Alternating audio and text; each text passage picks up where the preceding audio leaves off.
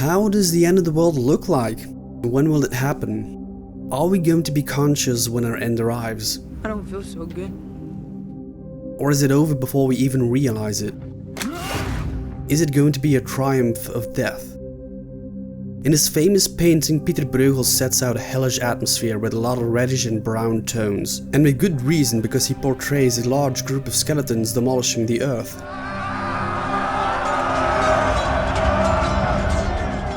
In the background we see burning ships in a completely withered area, while the foreground falls victim to death. People are being murdered on the streets and some are still trying to escape, but all hope is lost. The majority are led to an enormous coffin led by death itself. Salvation is not in sight.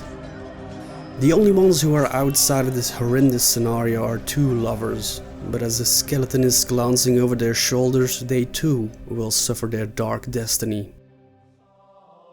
Some seek refuge in religion, as a way of coping, or maybe as a resource to generate meaning in life. Have faith in your Creator, my son. Death comes to us all. Those people bring forth their sorrow and burdens and try to find solace in the idea that no matter how difficult or bad the situation is, someone or something keeps an eye on them.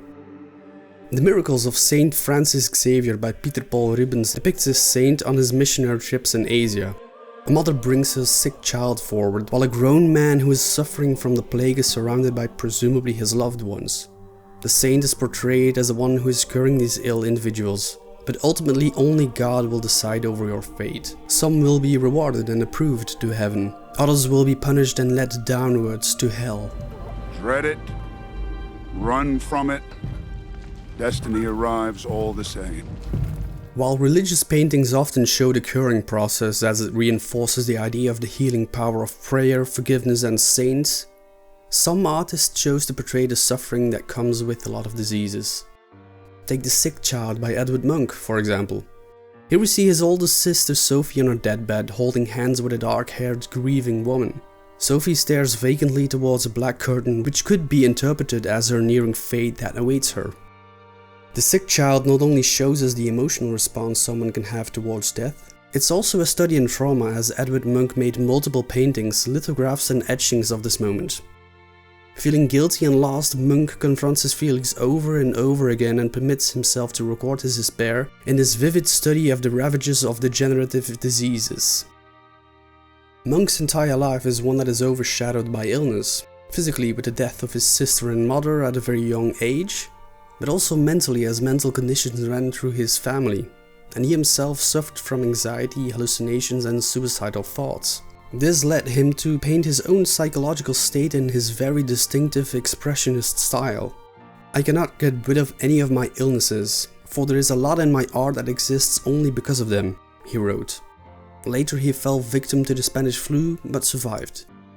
Alice Neel had similar personal connections to people who are suffering from tuberculosis. In TB Harlem, she depicts the brother of her then lover.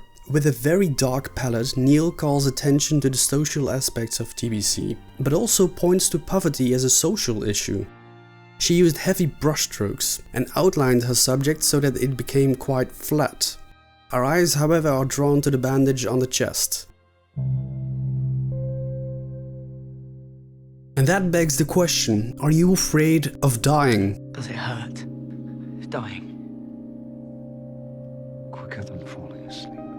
It's incredibly important to know that, symbolically speaking, you'll live on, whether it's the consequences of your actions, your contributions to your social sphere, or in the memories of your loved ones, but also in what you have, what you've owned, the clothes you wore. Your closet is a monument, a memorial. This is what Personne, made by the French artist Christian Boltanski, is about. There are rows and rows of clothes laying around in different sections. All of these people exist, but are not present.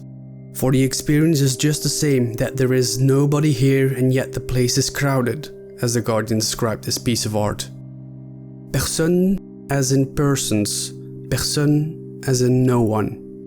Personne is a social, religious and humanistic exploration of life, memory and the irreducible individuality of each and every human existence. Do not pity the dead, Harry.